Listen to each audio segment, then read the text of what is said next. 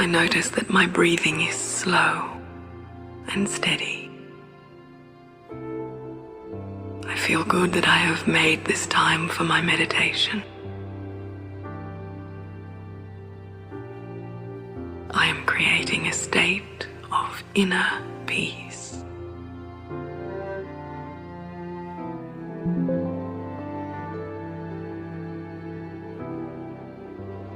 I notice that my thinking has slowed down and come more sharply into my focus.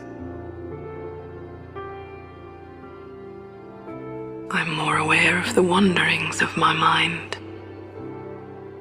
I keep refocusing my mind on my meditation. In this way, I prepare to meet with God.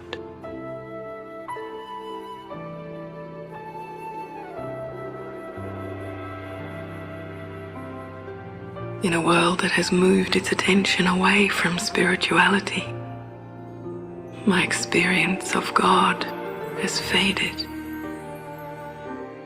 My experience of God has been colored by questions, doubts, confusions, fear, indifference.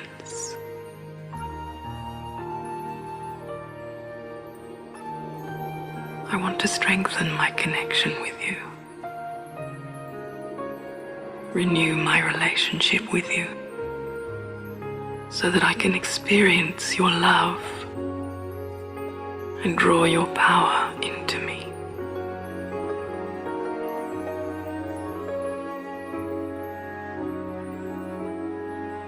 I remind myself that you and I are both souls, not bodies. In this way, we are the same, you and I. Beings of energy, subtle spiritual entities. I play out my part through my body, and you never take a body of your own. You never live a human existence.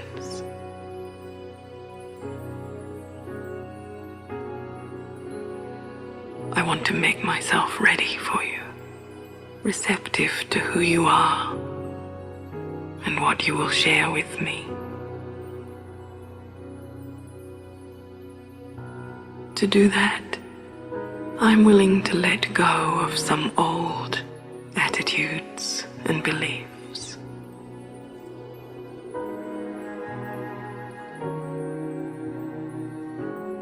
I know you are pure, so I put aside my cynicism and allow my own pure heart to come out of hiding.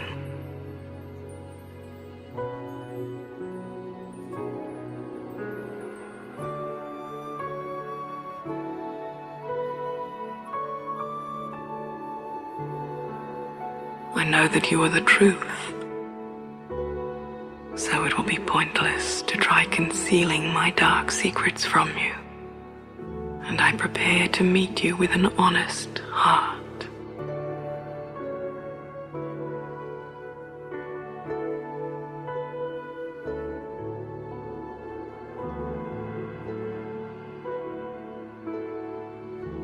I know you are the most powerful being in the universe, so I forget my self-importance, grateful for your company.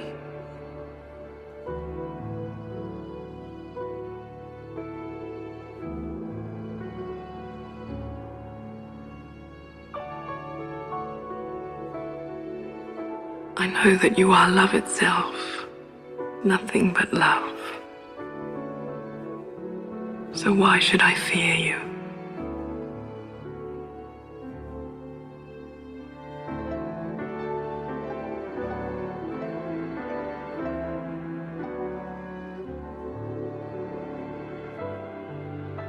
I know your love is unconditional, and that I don't need to win your love.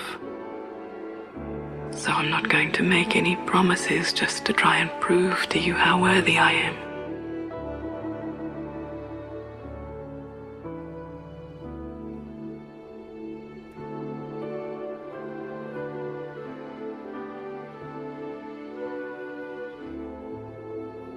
I know that you are complete in yourself and need nothing from me. So I am able to trust you.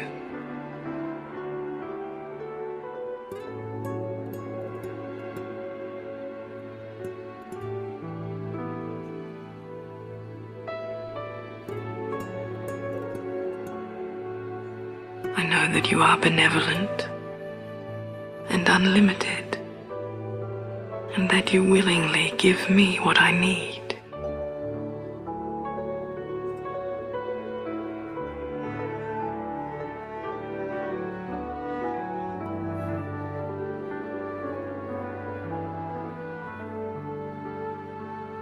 I know you love every soul, so my habit of feeling not good enough is a waste of my energy. I rest in the surety that I am worthy of your love and attention.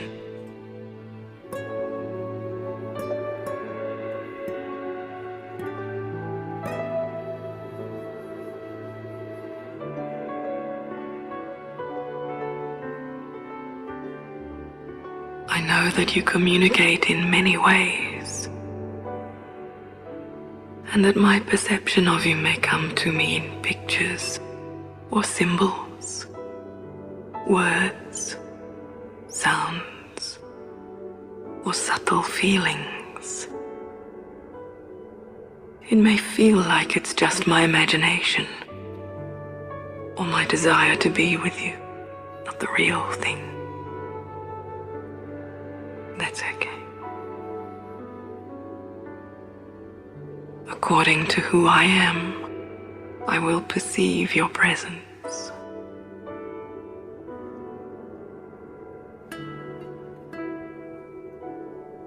I invite you to join me.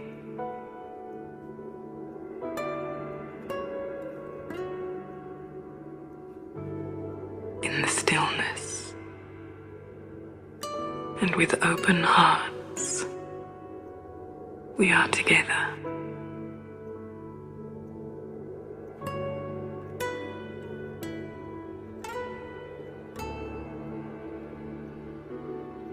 You know me better than I know myself. You know my deepest needs.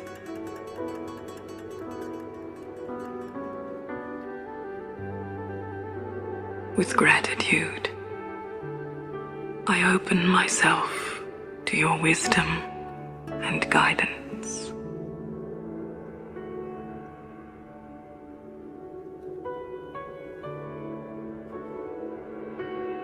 I think of all the things you may give me. Clarity, courage, power, comfort, peace,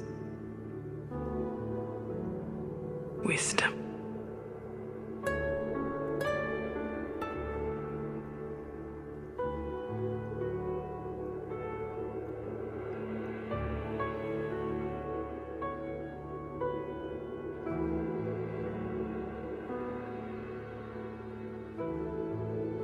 I look,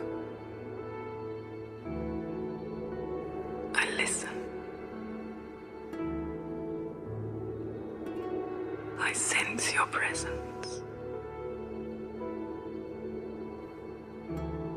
and I receive all that you wish to give me.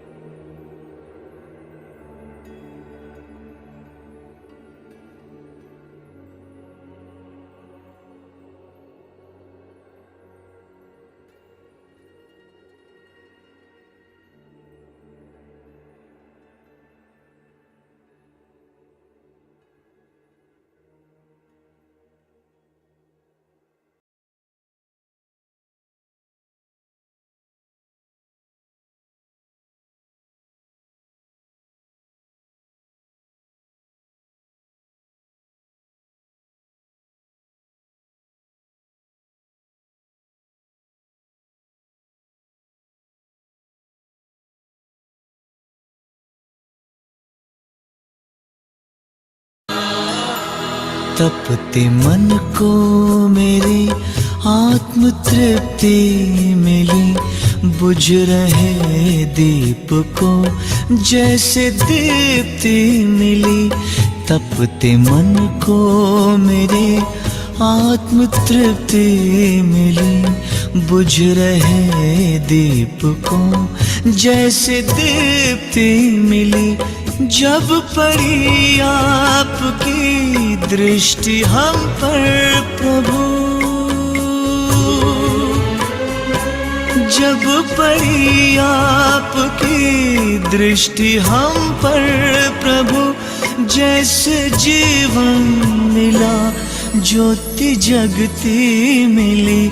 जैसे जीवन मिला ज्योति जगती मिली।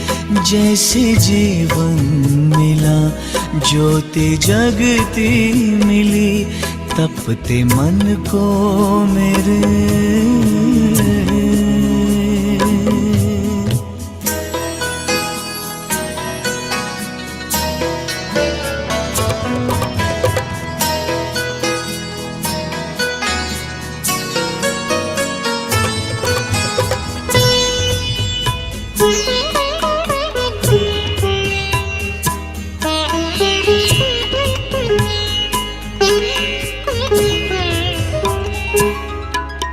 रात अंधियारी थी, राह भटकन भरी, नन्ही सी नाव थी वो भी टूटी हुई। पार करना गम को सुगम था नहीं, पतवार मेरी मुझसे छूटी हुई। पार सागर हुए, पार सागर हुए, पार सागर हुए, पार सागर हुए। ऐसी शक्ति मिली बुझ रहे दीप को जैसे दीप्ति मिली। तपते मन को मेरे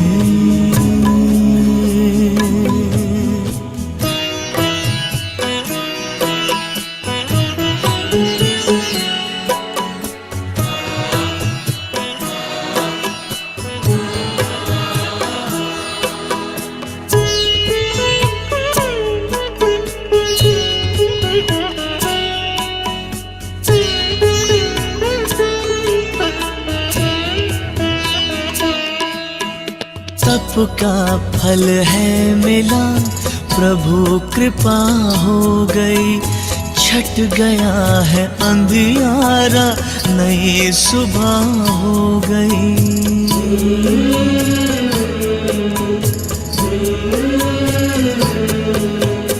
जन्मों के पुण्य मेरे आज उदय हो गए। जीवन की हर डगर उजियारी हो गई। ज्ञान चक्षु खुले, दिव्य दृष्टि मिले। ज्ञान चक्षु खुले, दिव्य दृष्टि मिली। बुझ रहे दीप को जैसे दीप्ति मिली। जब पड़ी आपकी दृष्टि हम पर प्रभु, जब पड़ी आपकी दृष्टि हम पर प्रभु, जैसे जीवन मिला ज्योति जगती मिली। जैसे जीवन मिला ज्योति जगती मिली। जैसे जीवन मिला ज्योति जगती मिली। तपते मन को मेरे आत्म तृप्ति मिली। बुझ रहे दीप को जैसे दीप्ति मिली। तपते मन को मेरे आत्म तृप्ति मिली, बुझ रहे दीप को जैसे दीप्ति मिली। तपते मन को मेरे आत्म तृप्ति मिली। Om Shanti. Let's first sit for a few minutes in self-reflection.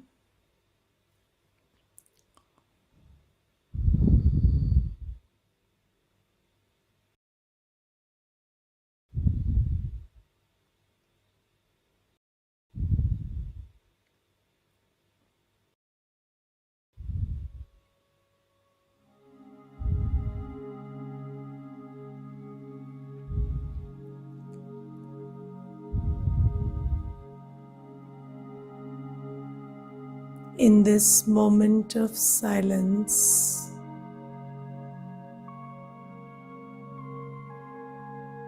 I take my awareness to the truth,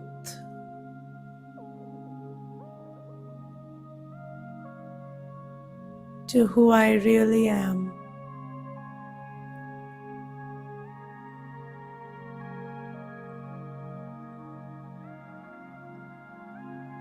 I am a being of light.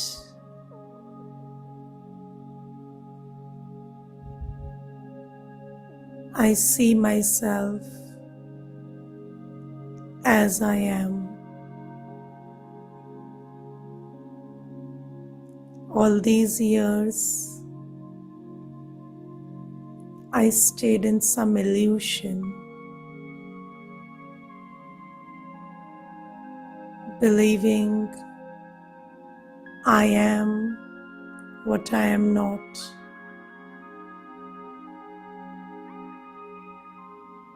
Now I know myself. I can see myself.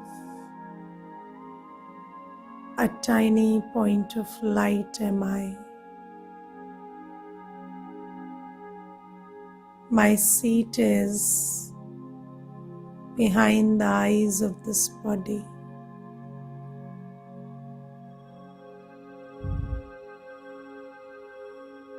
This is my original form.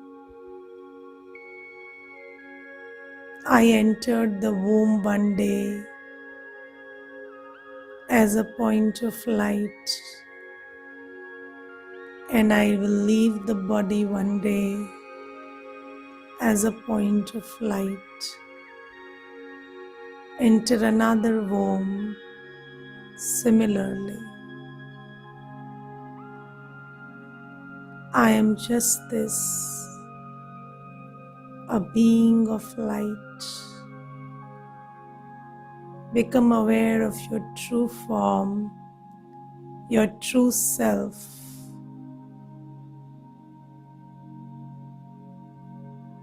As you do so,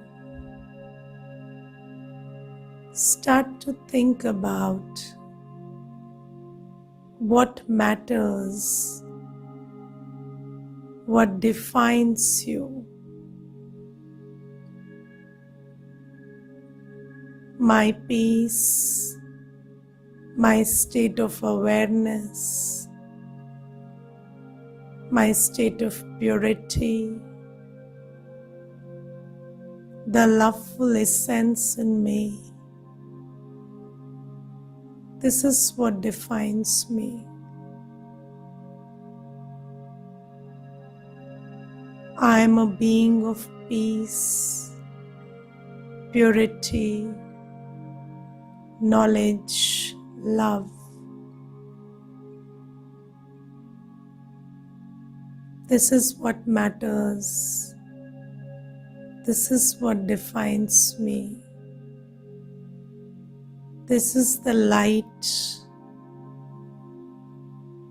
that makes me come alive.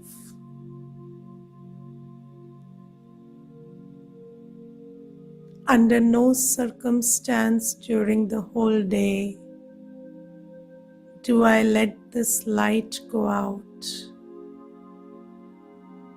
I pay attention to the state of my purity, peace, love, and awareness. I do not allow anything or anyone to take it away.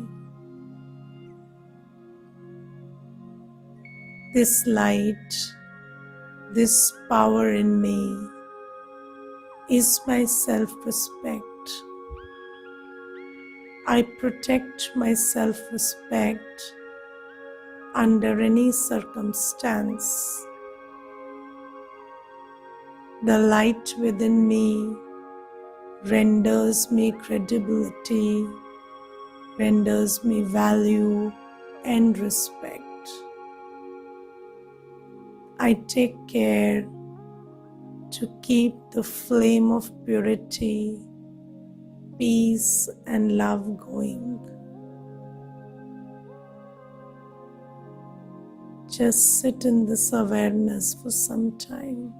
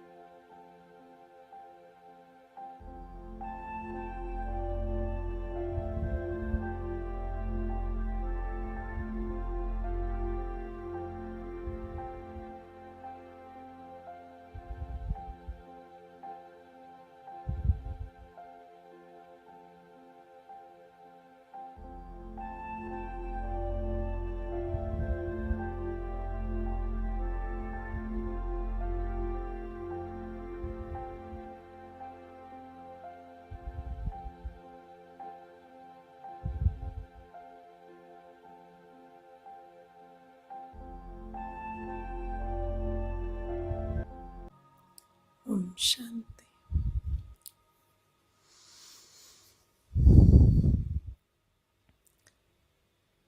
So yesterday there was this question about self-respect, and I had told you I will talk about it today.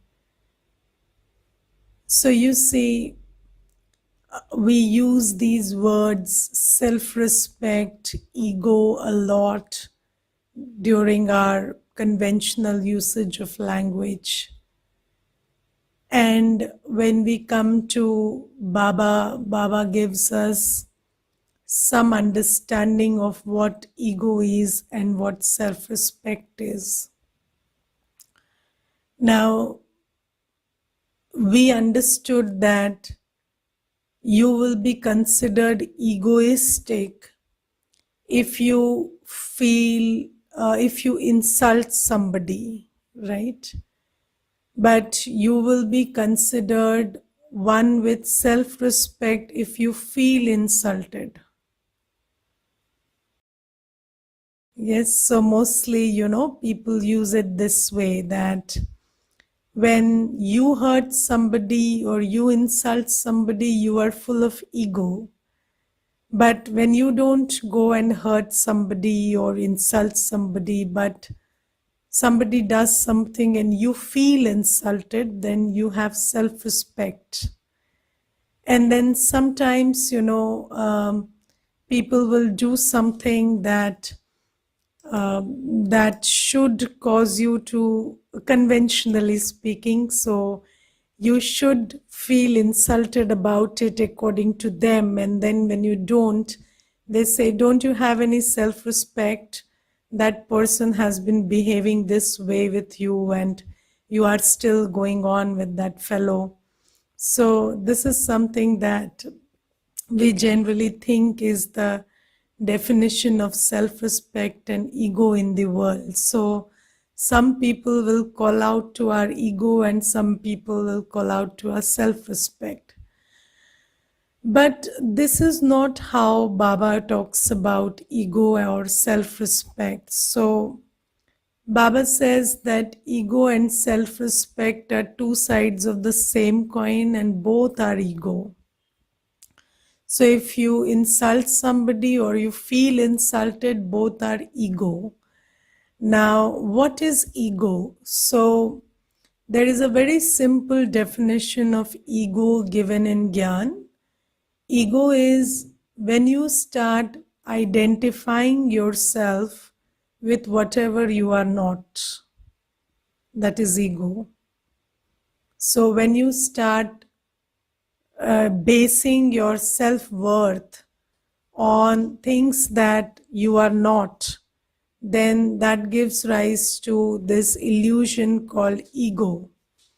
Now, let's take an example. So, let's say that I am basing my self worth on your opinion of me. So, your opinion is your opinion, I am me. Your opinion of me is not me. But if I have based my opinion of myself or my worth on your opinion of me, then I have given you the power to insult me, or I have given you the power to undermine my worth. So you say something and then I feel hurt because I have given you that power. Or if somebody else has given me that power, then I can go and insult them. So these things are because of our conditioning, where we have based our self-worth or our value as a being on various external things. So when you base your self-worth on external things, so I will tell you, there is a lady and she tells me that her husband is suffering from some physical illness, and because of which his body is trembling, or it's not able to keep still. So then he feels that he feels lack of self-respect to go out and operate with that body. Now, you see, that's a physical condition, so that is not related to my value of myself. So I am worthy even if my body shakes or trembles, or there is some other problem. So if I have some deformity of speech or something or the other, then also I am a soul and I am worthy. But if you base your worth or your identity on something external, maybe somebody's opinion or the state of your relationships, or sometimes if a relationship falls apart, then people will say that, okay, I am a failure. So you are not a failure, you are a soul anyway.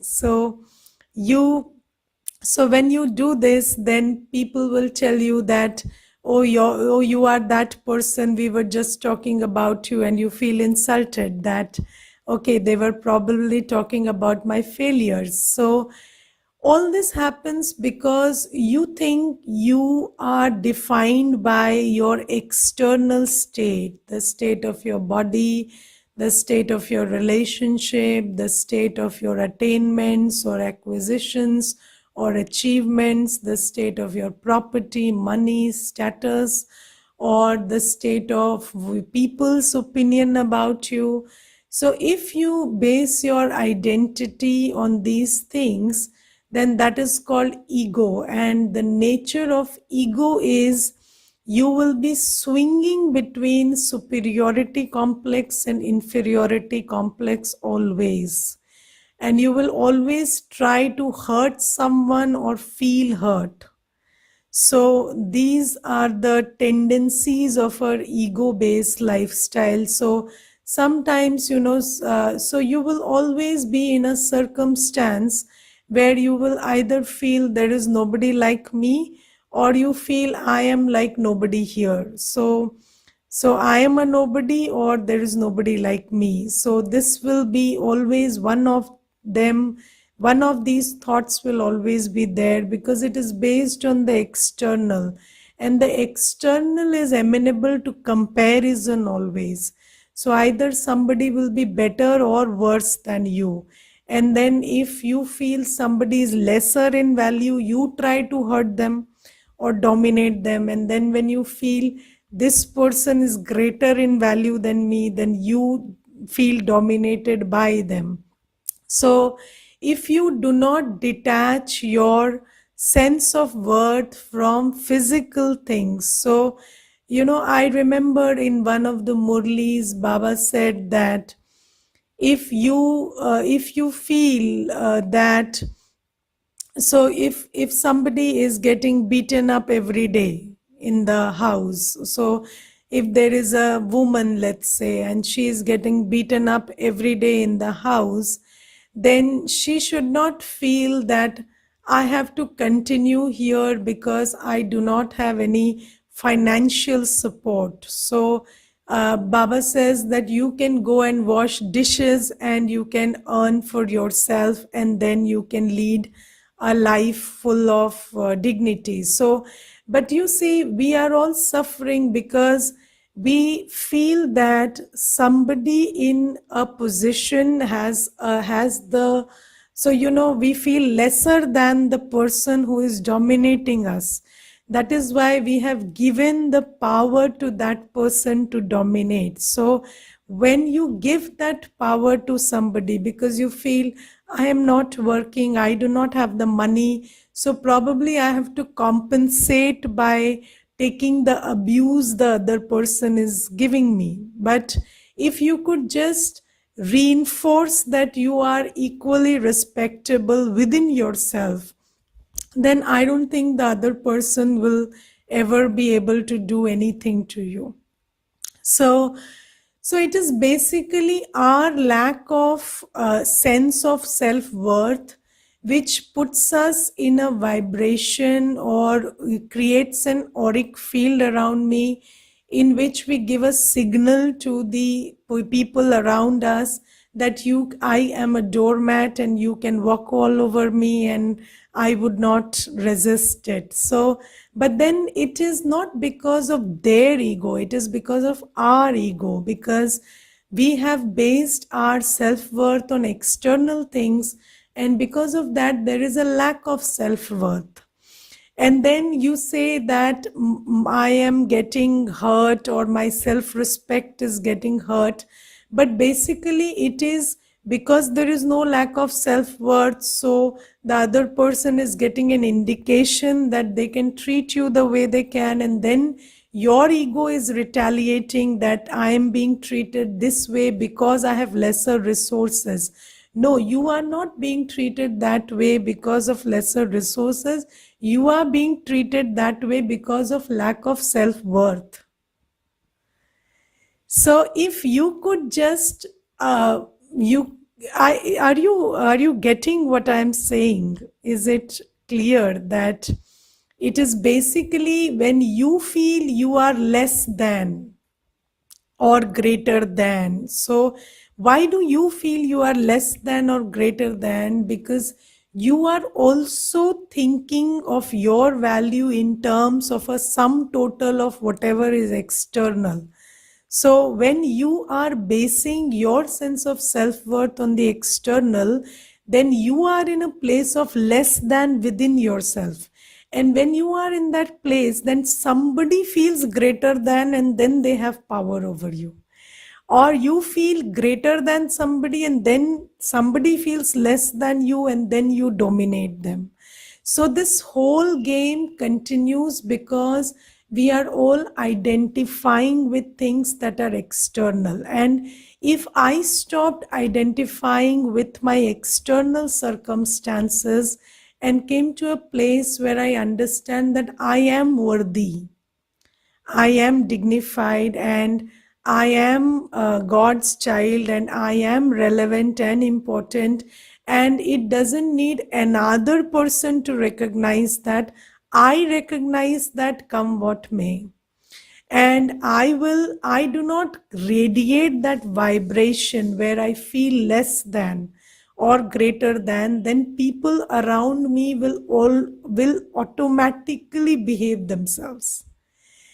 And when your self-worth is not based on the external, then you are in a very peaceful and contented and dignified place. And then what other people do doesn't invite a reaction, it invites a very thought after response. And I have seen that people are not people, so when you react you are in lack of power, and then the other person is never treats you right when you react. But when you are in your self honor and you are anchored within, and you know you are worthy, and you respond appropriately, then you can sometimes bring the other person to behave themselves. So I will tell you one thing. So there was this a woman, and she came to me, and then I was very new at that time, and I had just started giving the course. So I did not have much experience myself, but I used to read God's words, and even without experience, I knew what God says, so I could relate it to other people. So then what happened is, in those days, this lady came to me and she was all black and blue all over the face. And I kept looking at her while giving the course, but I never imagined that she's being beaten up, because I did not know that she could be beaten up. So I just kept looking at her face every day, and I thought probably she fell down somewhere or something happened. And then I just talked about the soul, and how you are peaceful, and how you are innately pure and blissful and other stuff. And then one day, 3 4 days later, I asked her, what happened to you? Why are you all black and blue over the face? Then she said, so my husband beats me up, and every day he beats me up. So I was a little shocked, and I was young and I didn't know how to respond. So I just kept quiet and I kept listening, and I was really affected at that time, because I didn't have much power to not take sorrow. And then she went away. And then after 3 to 4 hours, she called me, and she was yelling and crying. And she told me, Didi, now my husband is again beating me up badly, and I don't know what to do. Should I beat him back? What should I do? I don't know what to do. And I'm really feeling a lot of pain. And in that moment, I did not know what to suggest, because I had no experience of myself. So I told her, okay, I do not know what you should do, but I can tell you what God says. So God says that you should know that you are worthy and nobody has a right to beat you, and you cultivate that within yourself. So this is what God says. So you cultivate this power within yourself, and you don't have to do anything about the external circumstance. The external will change when you anchor yourself within. This is what God says. I don't know whether it works or not, because I have not experimented, but you can try this, and whatever God says is true. So I told her this much, and I kept the phone. And then every day she used to come to the class and take the knowledge, meditate. And then after 1 month or so, I asked her, so what is it now? Do you what are the conditions at home these days? So she told me, Didi, you whatever you said, I did, and it worked.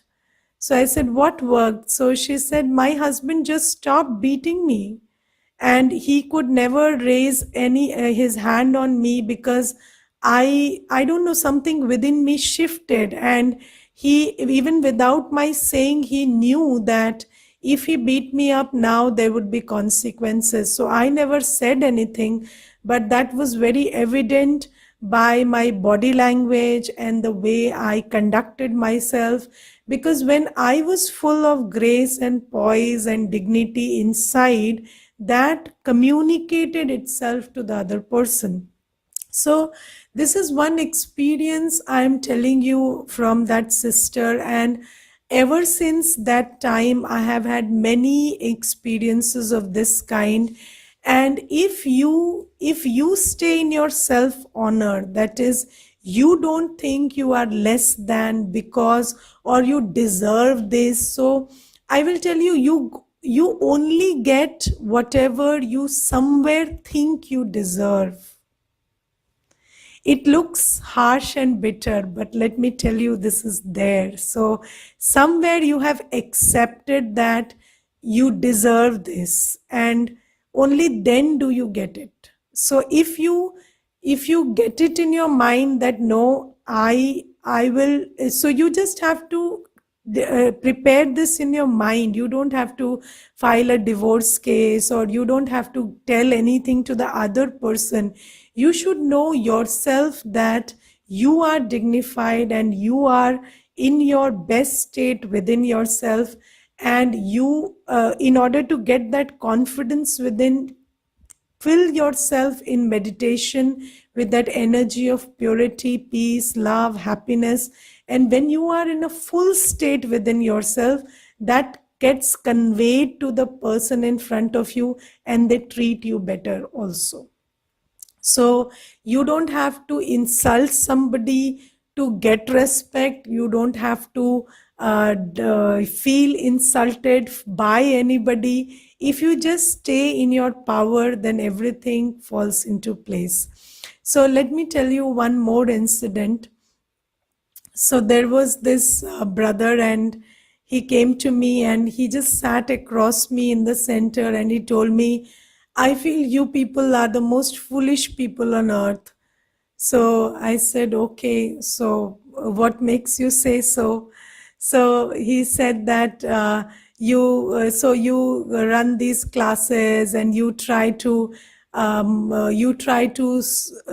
the relationships that people are spoiling for themselves, or you're trying to repair their mental health or spiritual health, which they are spoiling by their own actions. So why should you at all do this? If somebody is doing it for themselves, they should do it, they should repair it for themselves. Why are you doing the cleaning work?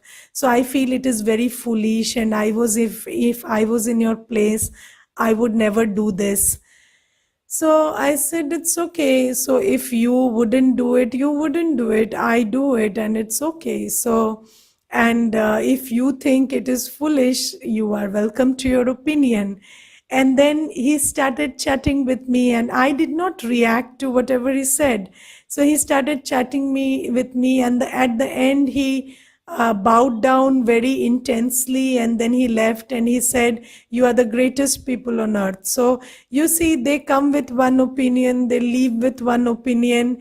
It has got nothing to do with who you are. But if you forget who you are in the process, so if you just take somebody's opinion and make it your opinion of yourself, then that is where the whole problem arises.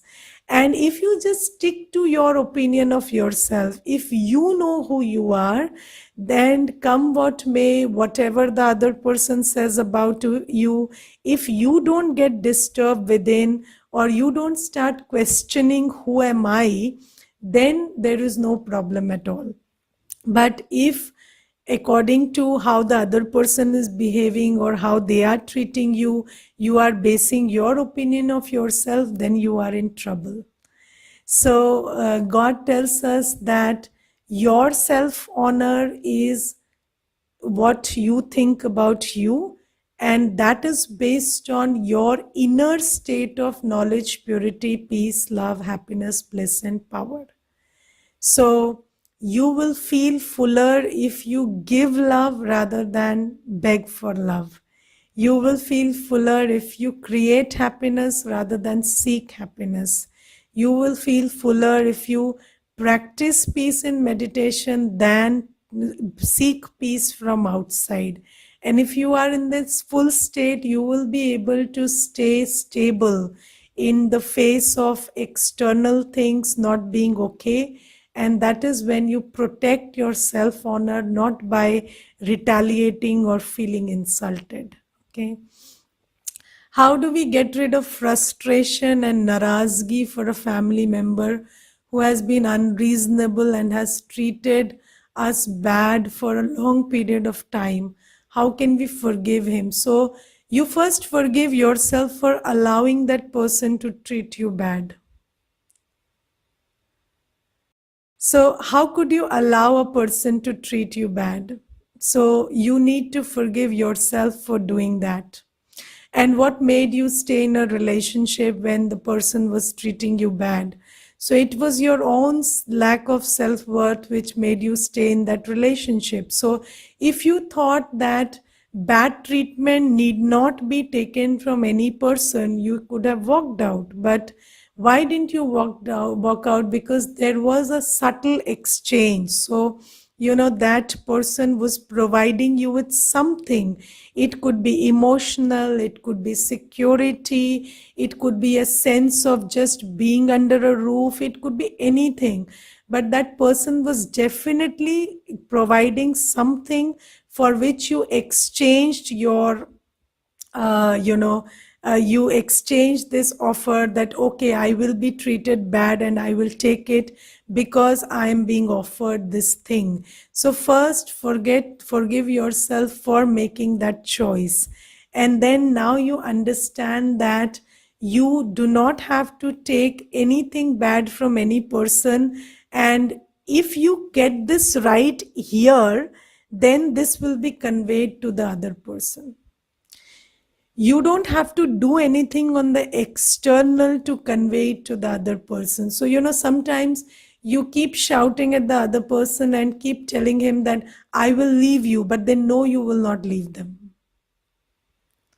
So how do they know? Because they know that this person values this thing over this fair treatment. So they will choose to stay here even if they are treated badly. These are very subtle signals which lack of self-respect gives to the other person. And if you just get it within yourself that I am fine and I will only stay where I am treated with dignity and I am dignified within myself, and I don't need anything, I don't need anything external support, I don't need. Sometimes we say we were responsible for children, but this didn't start after children. This started before there were children, and this started even before anything ever started. But we chose to take all of this because we are preconditioned. So there are so many different conditionings. Sometimes this conditioning that you are a nobody if you walk out of a marriage, or if you walk out of a marriage then you are a divorcee, and then you have no position in the world if you are a divorcee, or only if a man will validate your existence as a woman, then you are a woman, or you are a good for nothing, you are a piece of trash. So all of these things are fed into us, and this is where the lack of self respect comes from.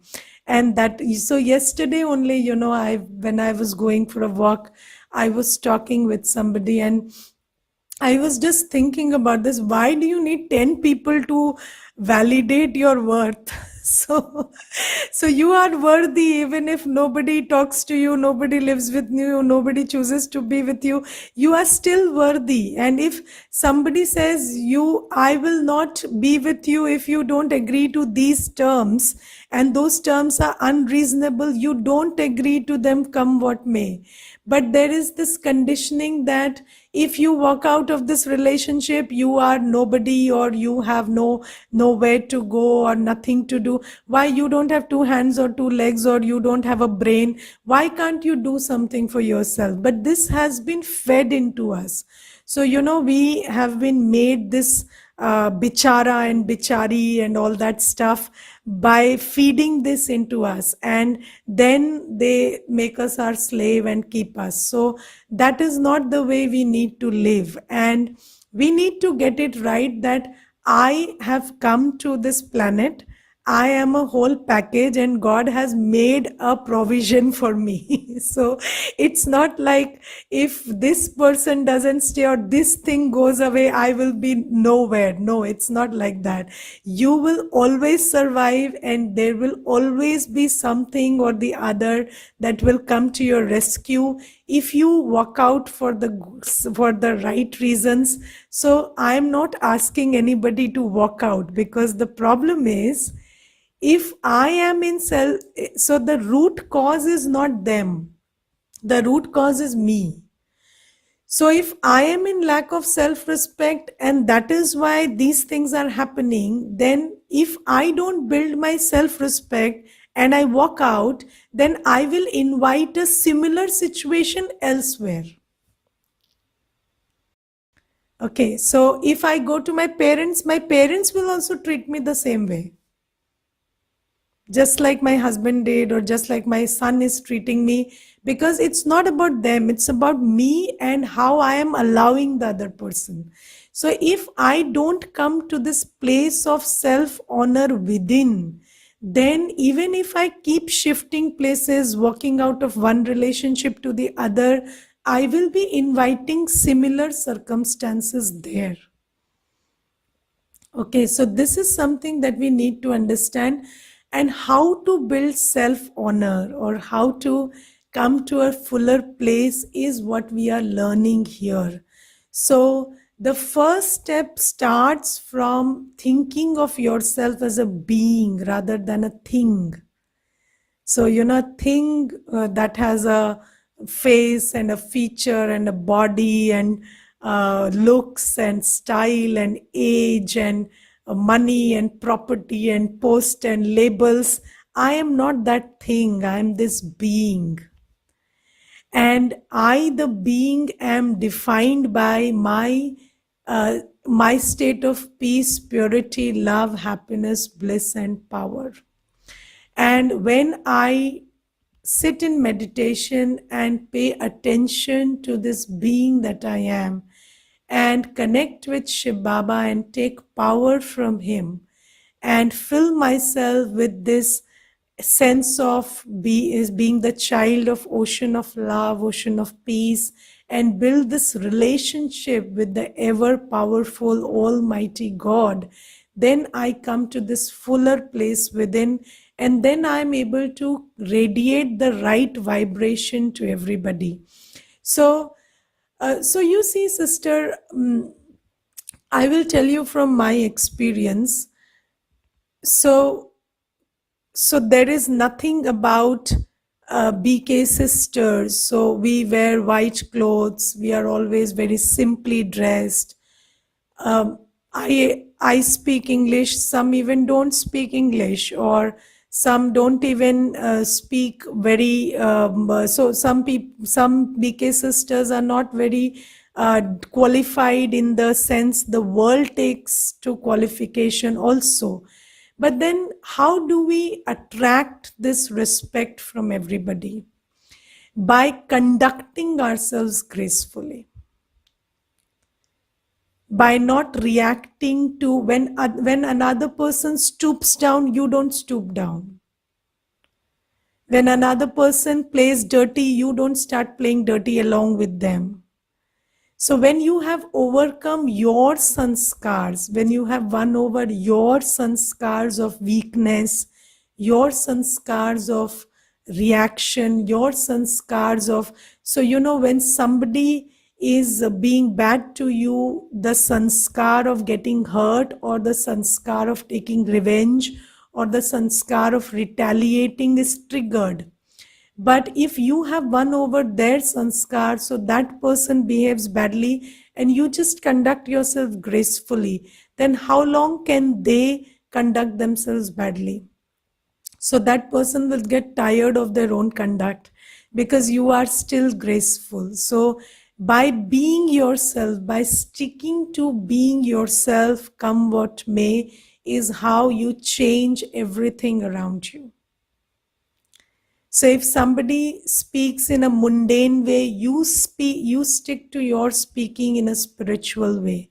If somebody talks about things that you think they shouldn't be talking about, you don't ask them to stop. You just keep speaking the stuff that you think matters.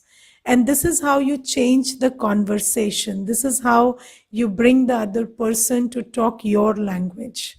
So, and if you start playing along with them, then they win. So it's not about walking out of a relationship, it's about walking out of your preconceived mindset of yourself. So never think you are lesser than anyone.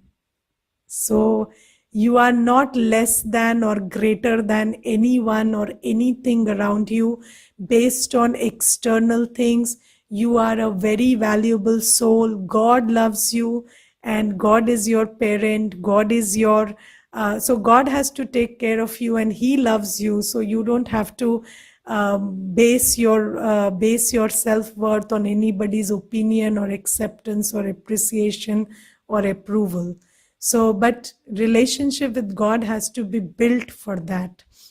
And this is why in these sessions we are continuously talking about the fact that I am a soul and I belong only and only to God. Okay, so this is the thing. Now there are some comments, so let me take that. So please make it clear that who gets affected by happiness or sorrow. Is it soul or mind?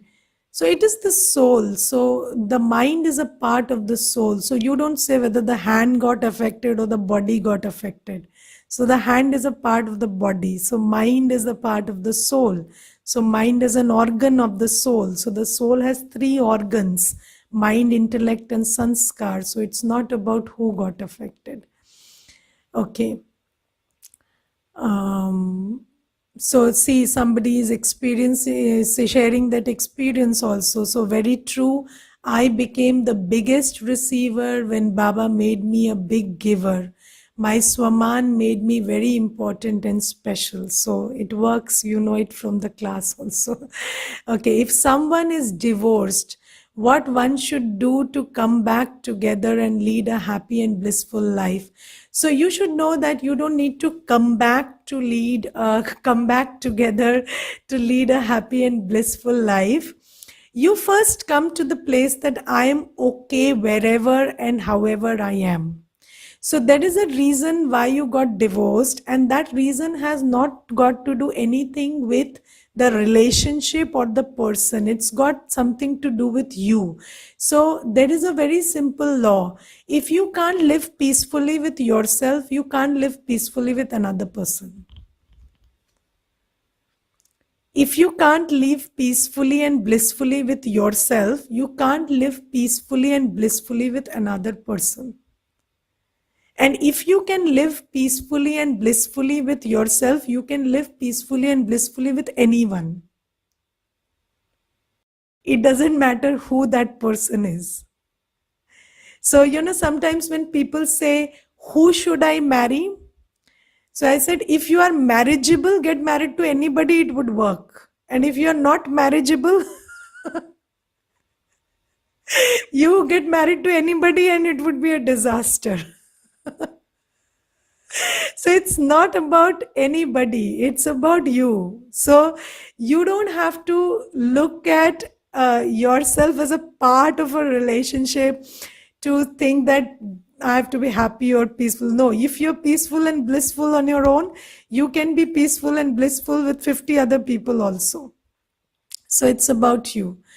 So when there is a divorce, it's a very good time. So already the divorce has happened and now you are on your own. So you take out time to come to that place of peace and bliss within yourself.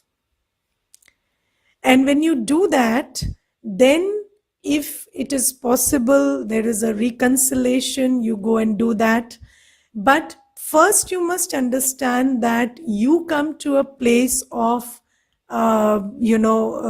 comfort or you being okay with yourself. Only then go and try to mend the relationship. because ultimately it is you that you will have to live with, and your reactions and your responses to whatever the other person is doing. So now you have to make yourself vulnerable to all the triggers and still be okay. So at least be okay with yourself without the triggers. So when you are in a place of comfort with yourself, you will be in a place of comfort with other people also. So this is how it goes. Okay. Now, today I will talk a little about. Have I made it clear about Swaman? And so Swaman is your self honor, that you are a soul, you are a child of God, and your state of internal peace, purity, happiness, bliss is what is important. Whatever is external is affecting you because you are empty inside. And we make these desperate choices because we are empty inside. We have been trained to have lack of self-worth, and when we have lack of self-worth, then other people pick on it, and then they behave with us in a manner that they shouldn't. And if you give the right indication, and vibration is a very powerful energy, so you must know that 90% of the communication that you make is non-verbal. So when you meet somebody, how they behave or what they say is only 10% of the personality that is being communicated, and the vibrations they are exuding or their auric field is what gets communicated to you 90%. So that 90% decides how you will be treated, and that 90% doesn't depend on the other person, it depends on you. It is your auric field, it is your energy. So let's take a very simple example. You go to a temple or you see a statue. So a statue of a deity or a goddess, and you see that statue and you know that you have to be respectful. How do you know that? Because of the aura created around it. Okay, so the aura indicates to the other person how they need to behave around you. And if you just keep saying that you can't misbehave, or you don't do this, or you are not allowed, they don't get it. But if you get it right within yourself, they get it ultimately. Okay, so I have seen the tables turn, I have seen relationships change by following this one law. Now, today I wanted to also talk about, yesterday we talked about the soul world, and I told you that we souls live there, and then we come to the stage, and then the population keeps increasing, and that Shiv Baba, God, also stays there, and then he also comes at the end. But what I want you to understand here is that according to popular belief, it is understood that you merge in the Brahma element, right? So you are some particle and you go and merge there, and then you kind of, so God and Brahma are the same according to popular belief, and then God and Brahma are the same, and you become a part of the Brahma or you come out of the Brahma. But no, what God says here is, God is one soul, one single soul, indivisible, non-multiplicable, one single soul. Each of us is one indivisible, non-multiplicable soul. So we are also one souls. And we all live in that world of light. We don't merge into each other. We don't separate from each other. We are all individual. That is why for souls as well as God, you say Ajar, Amar, Avinashi. If the soul merged into the Brahma or the soul merged into God, then it would not be Avinashi, because then its identity would perish. So the soul and God are both Ajar, Amar, Avinashi. They are one soul each, and they don't merge into each other, or one soul doesn't multiply into two souls. All those things don't happen. So we all live in that home, that world of light, just like stars live in that sky. We live in that home. We come down, that God also comes down, and then God teaches us how to go back to the soul world, how to go back to the new world. But we don't merge into each other, or we are not part of each other. So this is something, okay? Now, does soul world really exist somewhere? Yes, it exists. Or is it just in a, no, it exists, but you access it not in a physical way. So it exists, but it is not a physical world. Okay, so whatever is non-physical also exists. So if I tell you, does love exist? Yes, love exists. Where does it exist? So it is an actual thing, but how do you access it is important. Okay, so it doesn't exist in some place, it exists in a certain dimension where you travel with your consciousness. Okay, so if you want to access love, then you have to feel love worthy. Do you know this? This is another very interesting topic. So I will tell you, there was this young girl who came to me and she told me that the most handsome boy in the college proposed me, and he's the richest and the most handsome, and then I turned him down. So I said, why? So she said, because I thought probably he will reject me after a few days. So I said, why? How do you know that? So she said, I just know that. I don't know. I felt like he wouldn't stay with me. So I said, so you feel unloveworthy. So that is the thing. So you don't have the confidence that you are lovable.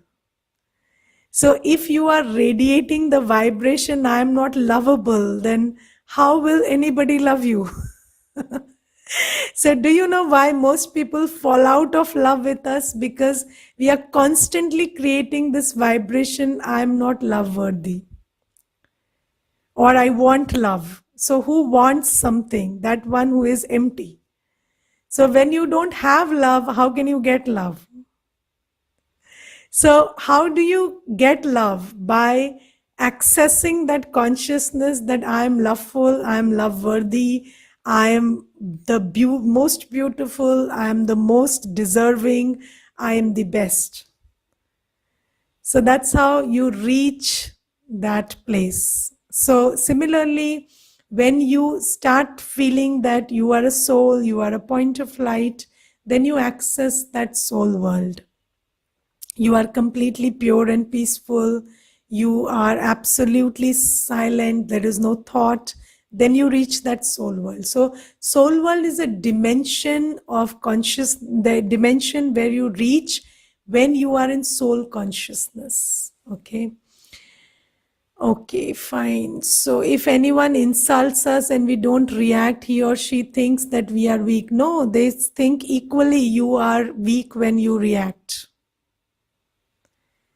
So when you react also, they don't think you are powerful because they insult you again, right? Why do they insult you again if you gave the indication that you are very powerful? So they stop at that time, but they insult you again because they now know which buttons to press to make you miserable. So you don't have to react. You have to be in a very good place within if somebody misbehaves with you. And that place cannot be created artificially. You have to go to that place through meditation. You have to come to that powerful place within yourself so that you are only wasting your time by insulting me. It doesn't bother me a bit even. Okay, and nobody wastes that time. People are very wary of wastage. So whenever they feel it's being wasted, they don't waste it on you, they find another one to waste it on. Okay, so this is how it goes. Om Shanti, let's meditate.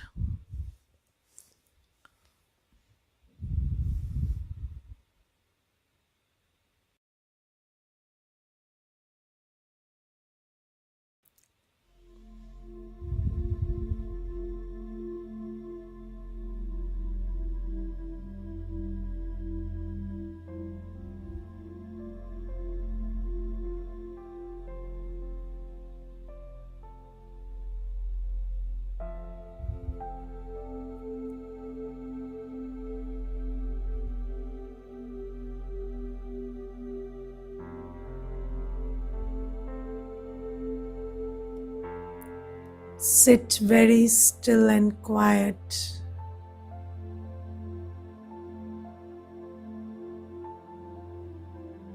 And see yourself as this sparkling flame of purity.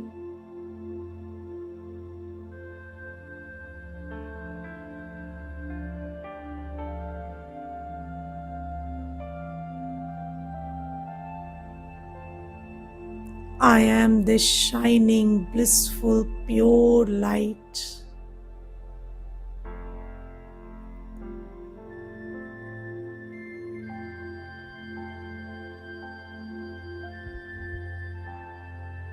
The light within me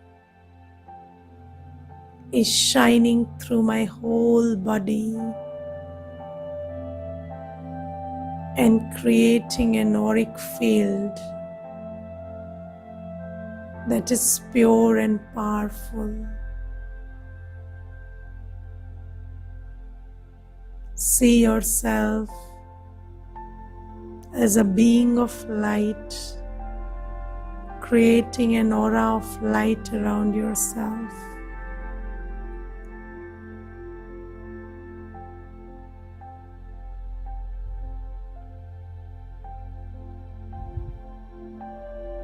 This auric field is my protection. No behavior, no circumstance, nothing of the external world, no negative energy can penetrate me through this auric field. People can do what they want to do. Situations can be the way they want to be. But I am always stable, peaceful, very, very anchored within myself, protected by my auric field.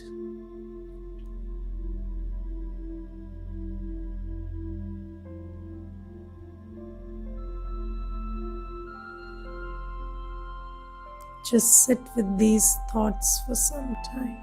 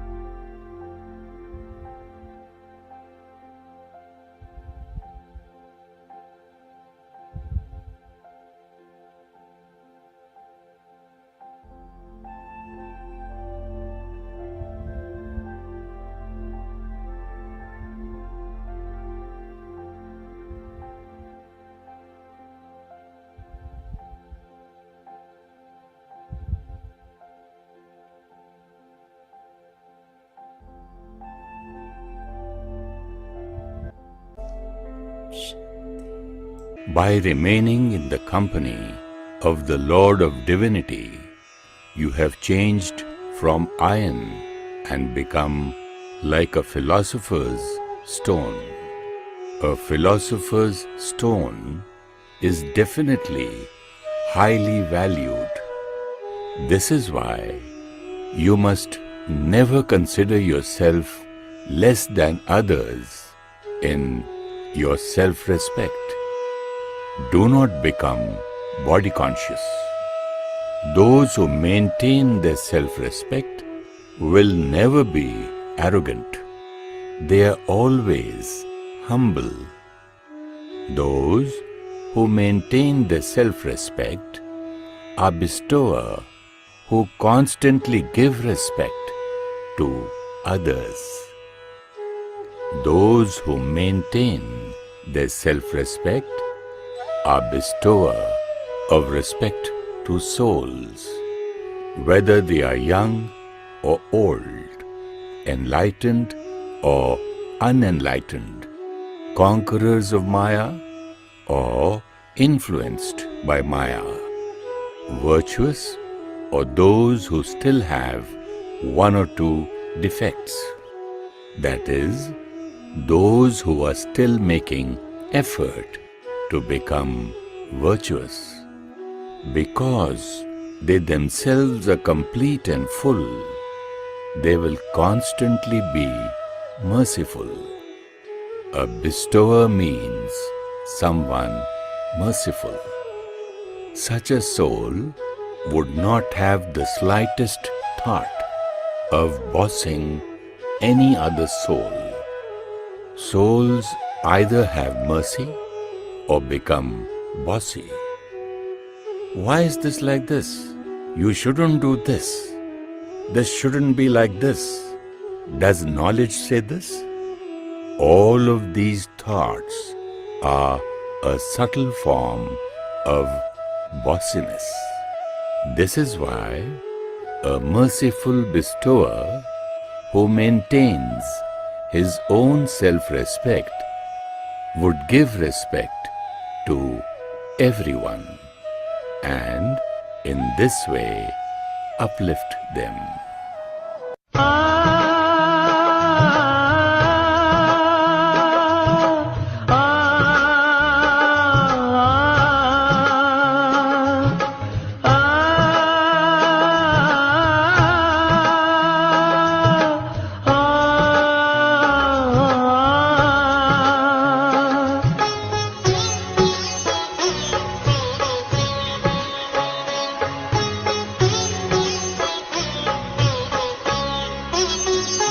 वरदान लुटाने वाले, सद्ज्ञान सुनाने वाले, वरदान लुटाने वाले, सद्ज्ञान सुनाने वाले, आठों ही प्रहर मेरे तेरे ध्यान में लग जाए, वरदान लुटाने वाले, सद्ज्ञान सुनाने वाले।